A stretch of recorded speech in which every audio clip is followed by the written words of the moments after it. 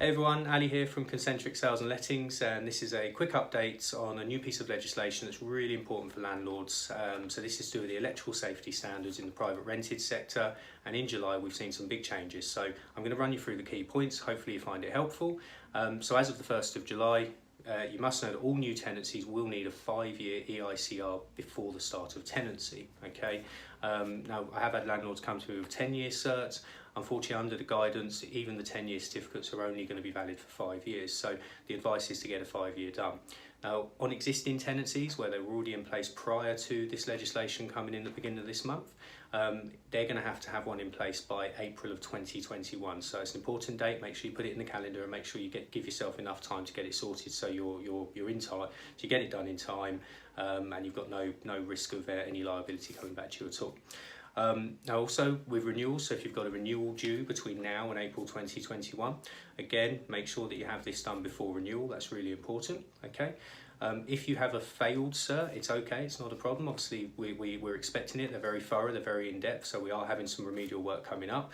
So the guidance around failed certs: Code 1s, immediate, they must be done straight away. Now if this is done prior to the start of tenancy, I would recommend that you get it done before a tenant moves in. Code 2s, it's okay to let the tenant move in, but of course you must get the work done within 28 days. And again, if it's one that's being carried out where the tenant already lives there, then Code 1s and Code 2s, the guidance is it must be done within 28 days, so just make sure you get on that nice and speedy. Now once you've done the work, you don't need to get a new certificate, you don't need to pay for a second one. You can have the failed certificate, and you need to attach the evidence of the work that's been carried out alongside the failed certificate, so you can show that you've acted and you've boxed that off, and then you're covered. Okay. Now moving forward from there, so you must supply a copy of the latest report to any new tenant before occupation, or any prospective tenant within 28 days of a request from them. Okay, so if the tenant requests the report from you must provide it within 28 days. Okay, really important.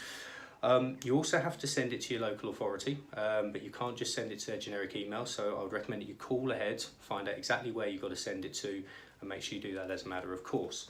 So the landlord liability. Now, of course, every bit of legislation always comes with landlord liability, as I'm sure you're used to. So the liability for this one, quite simply, if you are proven to be in breach of this legislation, the local authority could impose a financial penalty of up to £30,000. So it's so important, guys. Do not let this do not let this affect you. Do not miss those dates. Make sure you get it done as a matter of course. For the sake of a few £100s, you've got to protect yourself. £30,000 is a huge penalty to pay if you get this one wrong. Okay, so make sure you put that in the diary and satisfy this before the dates, and do what you've got to do. Last points and notes: it does not form part of the Deregulation Act, and of course that's to do with the documentation that we serve at the beginning of the tenancy to tenants to enable us to serve and issue a Section 21 further down the line.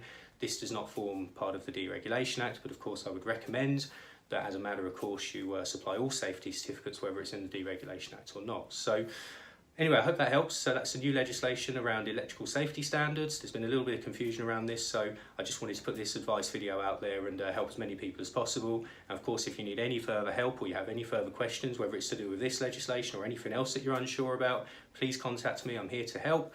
I'm based in Wolverhampton on Chapel Ash, as you're probably aware, and my email address is ali@concentricproperty.co.uk, and I'll put that down in the comments there so you know who to contact. Thank you very much. Have a nice July.